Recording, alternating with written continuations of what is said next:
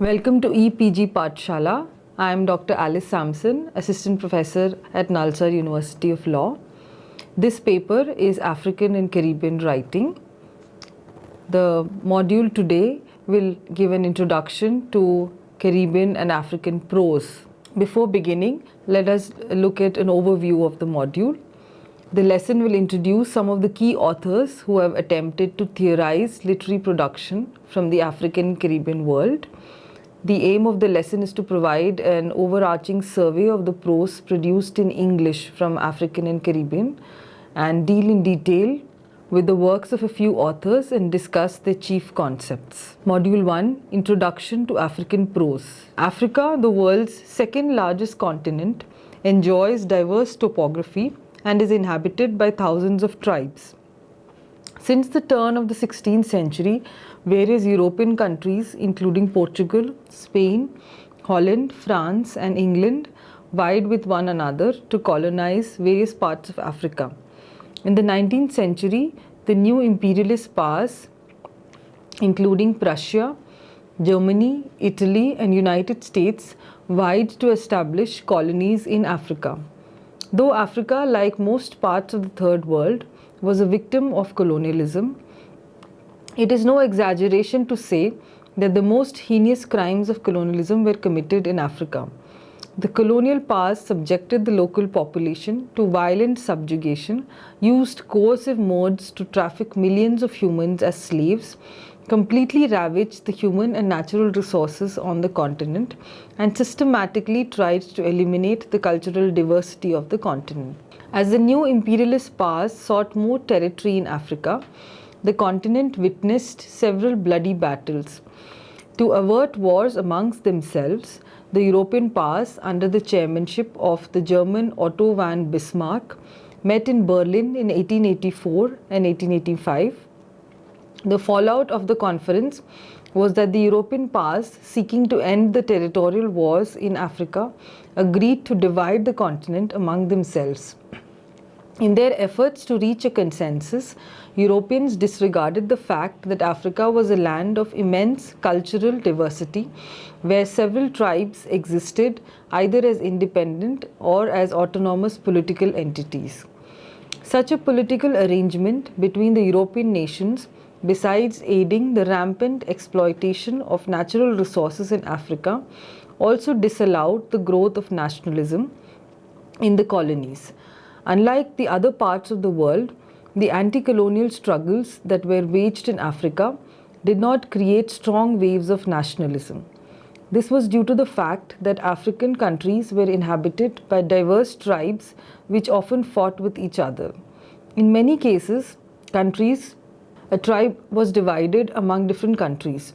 Among Africans, the affiliation to the tribe was always stronger than the association with the nation. A tribe which is divided across several countries often fought for its unification and demanded an exclusive territory for itself. This tendency among the African tribes led to severe civil war in several countries. Africa has been fraught with the issues of race, tribe, and religion. Africa witnessed massive relocation of human beings in the 20th century. East coast of Africa housed several communities that relocated from South Asia and West Asia. In the South Africa and Zimbabwe, Europeans established several settlements and within a span of 2 centuries spawned a significant white population in these countries. The white population, which was in a minority, continued to govern the native population even after these countries assumed their independence. The introduction of Christianity into Africa also caused severe political strife.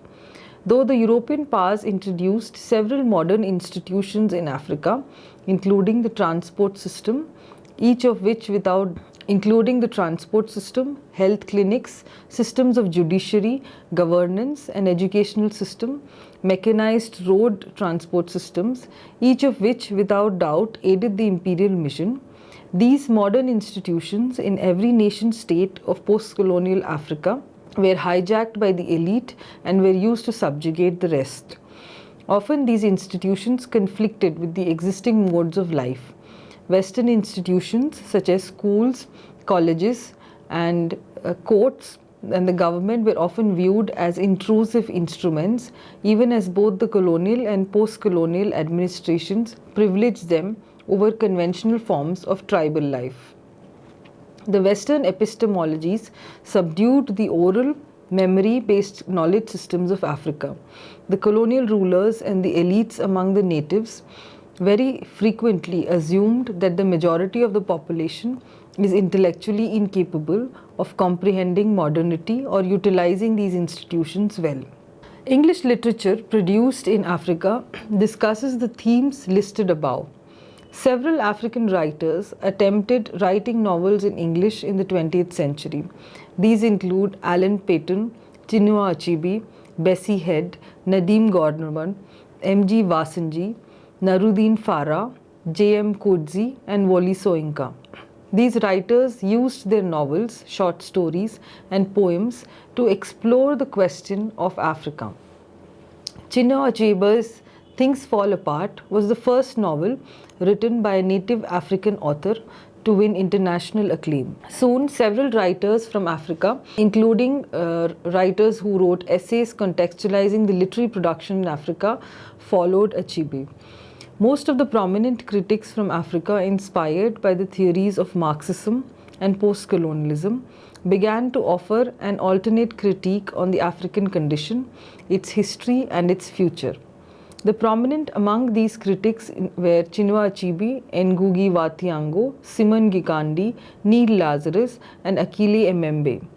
All of these writers advocate for and celebrate the decolonization of the African public sphere and contextualize the literary and cultural production which is emerging out of the continent amidst constant political changes. While Chinua Achebe offered an impressive critique of Joseph Conrad, Ngugi, through his works such as Decolonizing the Mind, the Language of African Literature, brought the relationship between language and the politics of epistemology into spotlight. We will discuss the works of Achebe and Ngugi in detail in the subsequent modules. Neil Lazarus explores post-colonial literatures and cultures. Using post-colonial theory, Lazarus examines the dynamics of imperialism, nationalism, and anti-colonial resistance. His work questions issues of capitalist modernity and the effects that globalization has had on the literary and cultural production in Africa.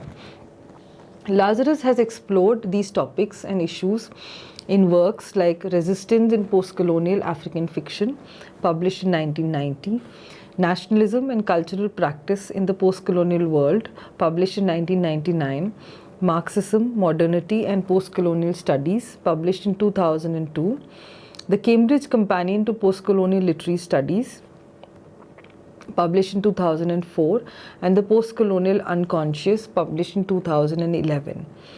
Achille Mbembe, born in Cameroon, writes primarily in French. He is an extremely influential post-colonial critic whose only work in English is the acclaimed On the Post-Colony, published in 2001. Mbembe rejects the idea of post-colonial and instead argues that every ex-colony is now a post-colony. Mbembe views the contemporary state in Africa as a necropolitan system which uses the administrative and governance structures inherited from the colonists to advance its violent causes. Mbembe argues that the modern state in Africa has gone back on the promises made by the founding fathers. The state is no longer post-colonial in its outlook and functioning, but exists as a post-colony, which has inherited the institutions of violence from its previous colony self. It uses war machinery, military establishments, and weapons to exploit and destroy its own populations. Such a rule of terror, Mbembe argues, is used by the nation-states in contemporary Africa to subjugate the already emaciated subject. Introduction to Caribbean prose. The Caribbean world consists of over 700 islands, isles and reefs which are situated in the Caribbean Sea and the North Atlantic Ocean and the surrounding coasts. The region is situated southeast of North America, mainland and north of South Africa. There are 13 countries and 17 independent territories in the Caribbean world. Since Christopher Columbus discovered the islands in 1492, various European powers including England, France, Spain, Portugal, Italy, Holland and Denmark have ruled over several of these islands. The English-speaking nations of the Caribbean islands are collectively called the West Indies. The Caribbean islands are a part of the New World. Since their discovery, these islands bore the brunt of European imperialism. Given that most of these islands are congenial to agriculture and are blessed with sunny weather and abundant rainfall, plantations emerged as the most important source of local economy. Since the climate did not suit the Europeans, the colonial powers began to engage the local population and slaves brought from Africa to work on the plantations. Hence, millions of slaves were transported from Africa to these islands. By the turn of the 18th century, Spain, France, and England were the dominant powers in the region. Spain gradually lost its influence, and by the 19th century, England and France were the major European players in the Caribbean Sea. In the 19th century, as England and France declared slavery illegal, to sustain the plantation economy, indentured laborers were imported from Asia.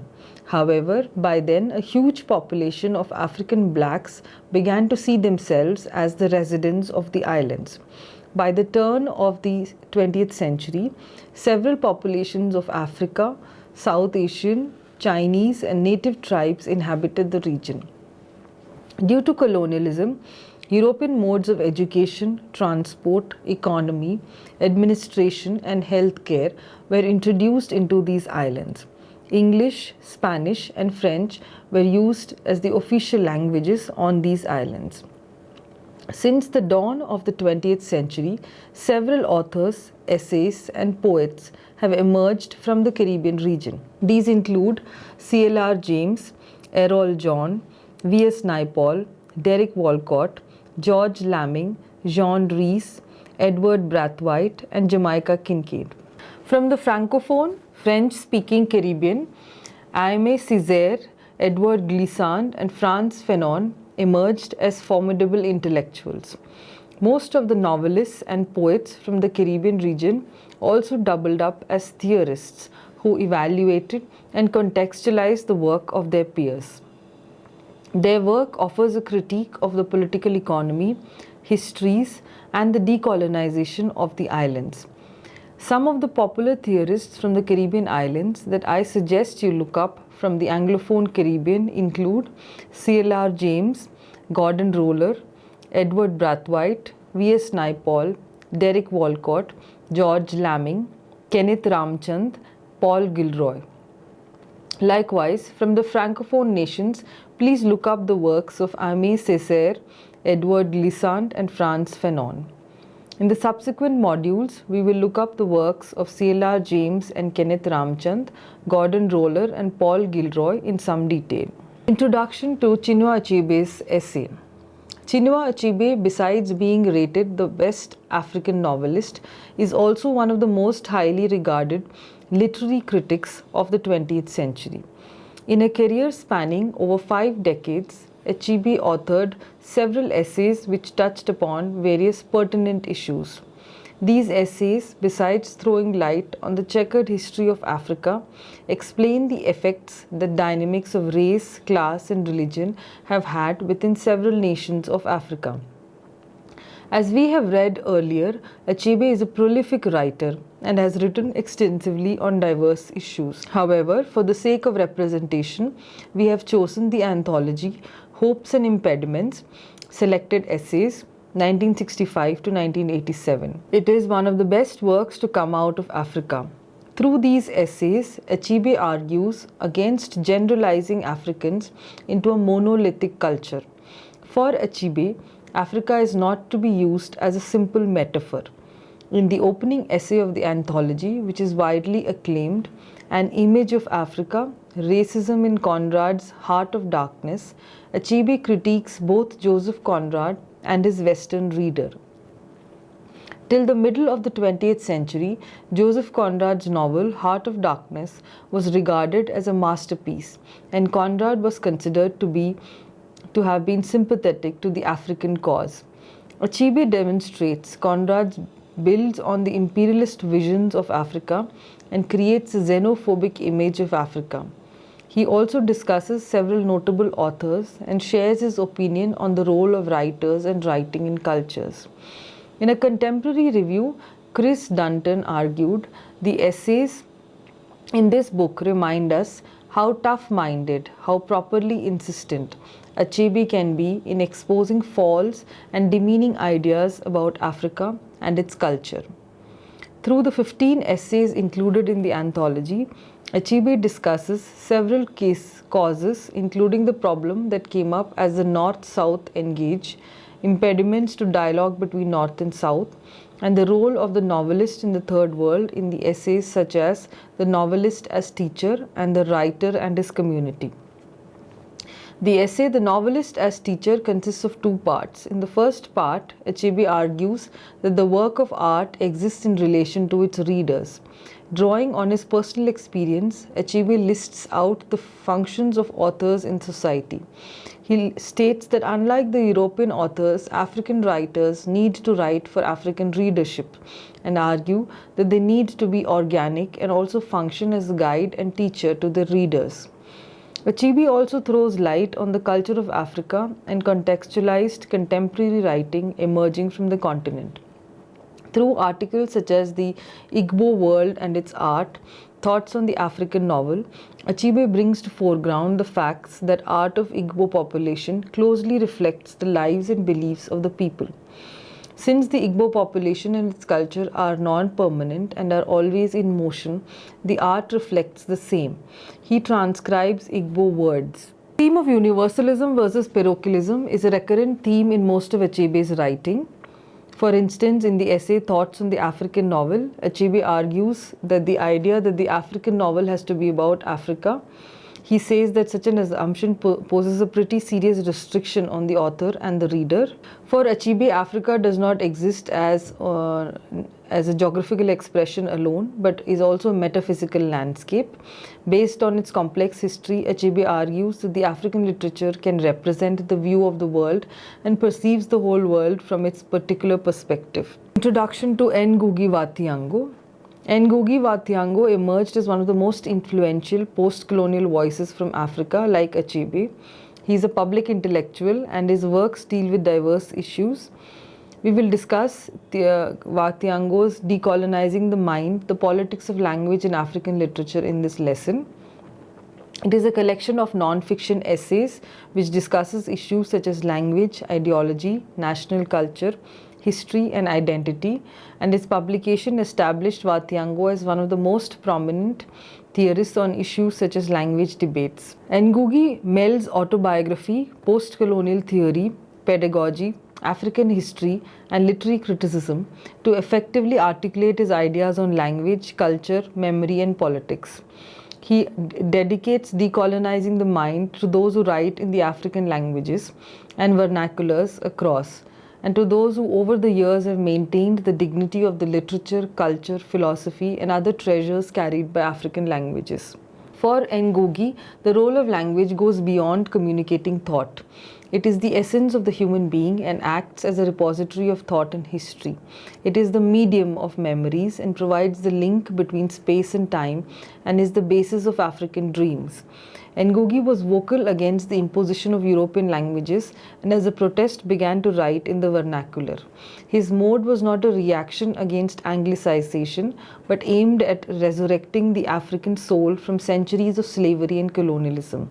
He believed that Africa's encounter with the West left it spiritually and economically exploited. For Ngugi, colonialism resulted in the linguicide of Africa. This killing of the language resulted in Africans attempting to adopt foreign languages, and this resulted in its population inescapable of accessing their cultures and memories.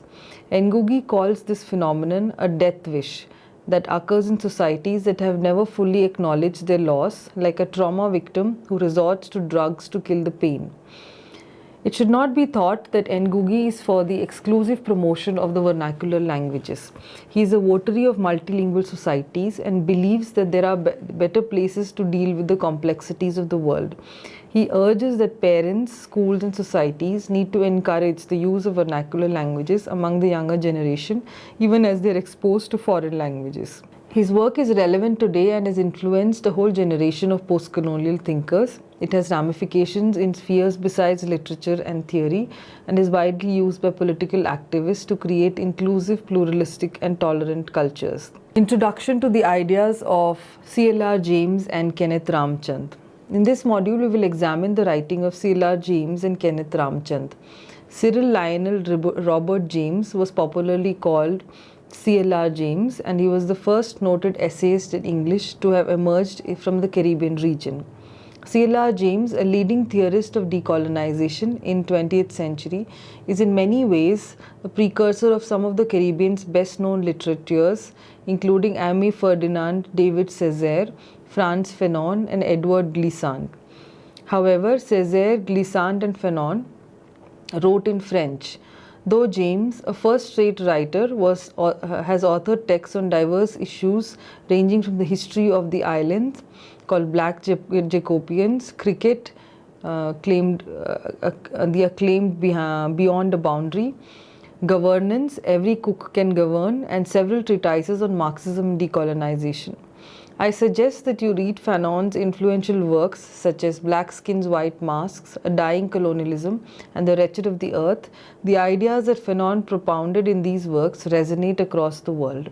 In this module, we briefly discuss James's essay, Discovering Literature in Trinidad, Two Experiences. The essay, often anthologized, is succinct and provocative, and provides us an idea of the tradition of literature in the Caribbean world. James states that till the 1930s, the literature produced in the West Indies mirrored that which was produced elsewhere. He also states that the careers of the writers were largely affected by the dynamics of race and class. He wrote this essay in 1969 and very briefly comments on the works of Earl Lovelace and Michael Anthony, whom he deemed as a new type of West Indian writer. Lovelace and Anthony, James states, are not writing with all the echoes and traditions of English literature in their mind. As I see them, they are mature writers in the sense that their prose and the things that they are dealing with spring from below. James argues that they do not see life through a European-educated literary sieve. Trinidad-born novelist Kenneth Ramchand, who came a generation later than James, is perhaps the first celebrated literary chronicler to have emerged out of the post-colonial Caribbean islands. He is the author of the widely read The West Indian Novel and Its Background in 1972. Juxtaposing the writings of the second-generation West Indian writers, including John Hearne and Roger Mice with their predecessors, Kenneth Ramchand makes the following points. He argues that the earliest of the West Indian writers sought European precedents which were not always appropriate to the Caribbean context. Hence, the West Indian intellectual, artist or academic is so unsure of relevant values. Ramchand argued that the second generation of Caribbean novelists deliberately experimented with the form, including the plot and characters of the novel. This experimentation makes most of the Caribbean writers adopt a modernist outlook. These authors, however, do not experiment for the sake of experimentation, but to reflect the Caribbean reality, including its ambivalent relationship with the metropolis and the historical anxiety that it faces. Ramchand's analysis of the characters in the West Indian novel buttresses his claim. Most of the characters are largely formless. The authors make their characters deliberately formless, not because they are incapable of fleshing out well-rounded or developed characters, but because they want these characters to reflect the formlessness of the West Indian society. He argues that the existential position of the individual in the society is such that a pattern does not seem to be relevant and comes spontaneous to the writer from the West Indies. Ramchand has also gone on to argue that it is not productive to compare Caribbean writers with European or English writers. He reminds us that the novel becomes an accessible text for the working class only through the 19th century. The liberated slave in the Caribbean, Ramchand points out, is a cultural void. He does not have a precursor in history. Most West Indian writers of the 19th and 20th century sought to address this cultural void by deeming Europe their home. Ramchand also points out that for the second generation Caribbean writers, unlike the European counterparts, social consciousness is not class consciousness. Instead, the West Indian writers produce literature based on the larger Caribbean society. Ramchand's work has inspired several contemporary literary productions. Gordon Rohlehr, a colleague of Ramchand, analyzed the oral culture in the Caribbean, that is the culture of the Calypso, and the works of Paul Gilroy and Gordon Rohlehr can be seen as emerging out of Ramchand's work. Introduction to Paul Gilroy and Gordon Rohlehr. Gordon Rohlehr, a Guyanese-born writer, is one of the first Caribbean academics to have theorized oral literature from the West Indies, abandoning the apologist stance that first-generation Caribbean writers exhibit vis-a-vis popular culture. Rohlehr indicated most of his career in theorizing the popular text, including calypso music and individual calypsos, cricket literature, short stories, and oral stories. The calypso can be traced to West African music traditions and over the centuries was influenced by French beats and Caribbean Creole. A typical calypso is a beat poem which is sung to a tune. As Rohlehr demonstrates, calypso was useful as a tool for political mobilization during the anti-colonial struggles, and it acted as a carrier of nationalism and functioned as a source of collective memory on the islands. It is used by the West Indians to valorize their fellow men and document everyday life, as well as to commemorate special occasions. Gordon Rohlehr contextualizes the Caribbean cultural production with political transformations in the background. Rohlehr also theorized the lives and works of his worthy predecessors and luminous contemporaries, including James Wilson Harris, Naipaul, George Lamin, and Kamau Brathwaite. Paul Gilroy was born in London to Guyanese parents. In his works, introduced the themes of Afrocentrism. Through his works, There Ain't No Black in the Union Jack, 1787, Small Acts, 1993, and Black Atlantic, 1993, Between Camps, 2000, Gilroy has demonstrated that the Caribbean intellectuals need to re-examine the New World's relationship with Africa. We will be discussing Gilroy's idea of the double consciousness as demonstrated in the Black Atlantic in the subsequent model. Double consciousness was first proposed by W.E. Du Bois in The Souls of Black Folk. Du Bois used the term to describe the Afro-Americans' experience of always looking at oneself through the eyes of a racist white society. The black community, which is disadvantaged, strives to measure itself by the measure of the nation that looked back in contempt at it. Gilroy's work, The Black Atlantic, Modernity and Double Consciousness, is an important contribution to the study of African diaspora. Gilroy deems the Black Atlantic as a transnational cultural construction, which is an inclusive space, and argues that populations that suffered from the slave trade across the Atlantic constitute a diaspora. His efforts have resulted in widening the idea of diaspora, which until 2000 was comprehended as people who are separated by a communal source or origin. Drawing on Du Bois' work, Gilroy's theme of double consciousness demonstrates how the constituents of the Black Atlantic are coerced to be both European and Black simultaneously. To sum up, we have looked at some of the key players in the area of African and Caribbean writing. We have examined in detail their major works and concepts. For more information, look at the e-text. Thank you.